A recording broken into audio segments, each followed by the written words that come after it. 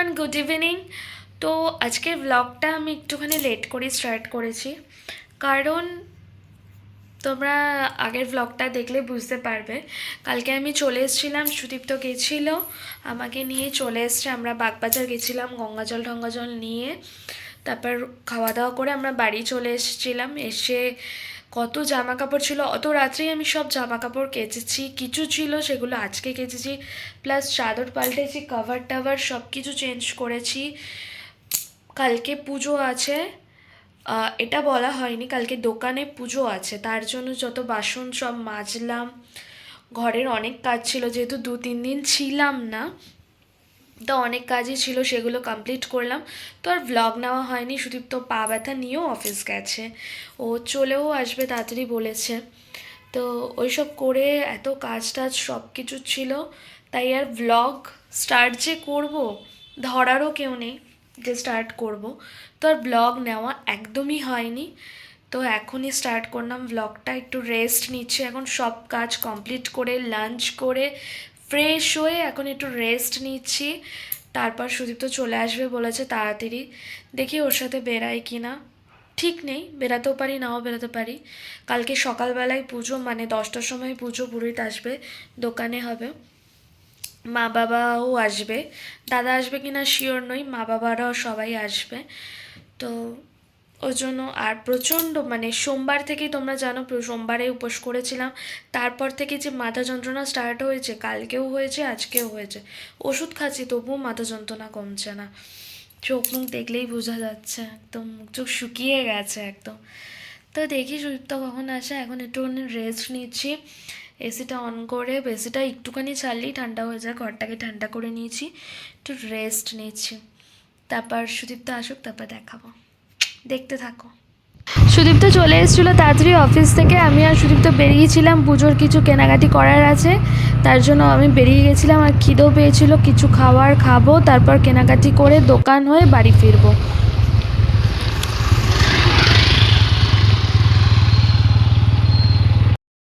একটুখানি বেরিয়েছিলাম সুদীপ্ত আর আমি, কালকে যেহেতু পুজো ছিল তাই পুজোরই কিছু কেনাকাটি ছিল, বাবা করে নিয়ে এসছে অনেকটাই।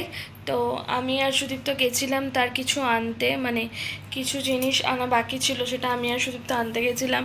আর রাত্রে যেহেতু মা রান্না করেনি, দুপুরেই রান্না করেছিল, যেহেতু মা রাত্রে রান্না করেনি, সেহেতু আমি আর ভাই আর ও বিরিয়ানি খাবো আজকে রাত্রিবেলা, আমরা ঠিক করেছি বিরিয়ানি খাবো।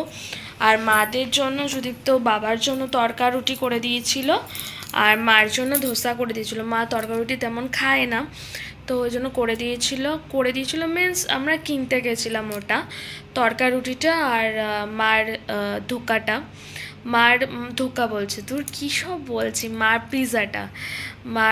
পিৎজাটা অনলাইনে এসেছিলো, আর বাবার তা আমরা কিনে এনেছিলাম রুটি টুটি, এসব কিনে কিছু টুকটাক জিনিসও কেনার ছিল। কালকে যেহেতু বৃহস্পতিবার, তো তারও একটা পুজো আছে, তারপর দোকানের পুজো, সকালে উঠে মা বৃহস্পতিবারে যে ঘরের যে পুজোটা, লক্ষ্মী পুজো, ঘট পাতা, সেটা মা করে নেবে।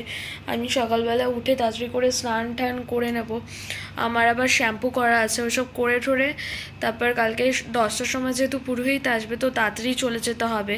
কালকে তো জানোই তোমরা দোকানের পুজো আছে, জানোই, না না না আমি তো বলিনি, কালকে দোকানের পুজো আছে, কালকে 15 আগস্ট, যেহেতু দোকানের পুজো আছে। দোকানের পুজোটা অনেক দিন ধরেই হবে হবে করছিল, কিন্তু ভালো ডেট পাচ্ছিল না, যেহেতু ওদের দোকানের পুরো কাজটাই কমপ্লিট হয়নি। তো তারপর ভাদ্র মাস যেহেতু পড়ে যাবে, তাই এই মাসেই করে নেওয়া হচ্ছে, হঠকারিতা, মানে তাড়াহুড়া করেই করা হচ্ছে। 14 তারিখে করার কথা ছিল, 14 তারিখে হলো না, তাই 15 তারিখে ভালো দিন ছিল, তাই 15 তারিখটাই করে নিল।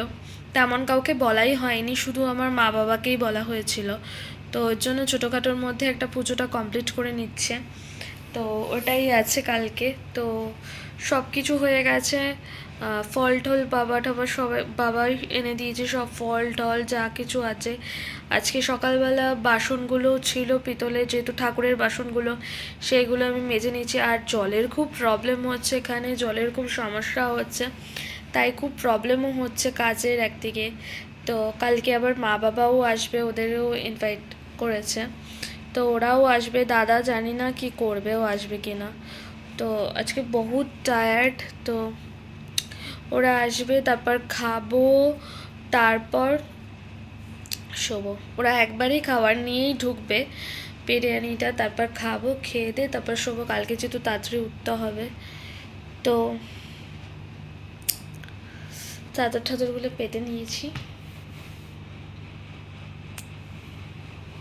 কিছু জামা কাপড়গুলো মেলা আছে, ওগুলো তুলতে হবে, সব ভেজা ছিল।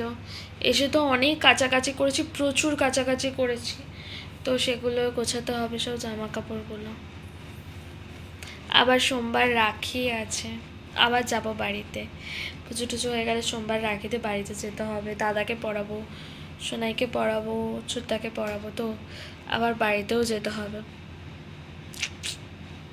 তো ব্লগটাকে এখানেই এন্ড করলাম। ভালো লাগলে লাইক কমেন্ট শেয়ার সাবস্ক্রাইব করে দিও, আর পুরো ব্লগটা দেখো, স্কিপ করো না।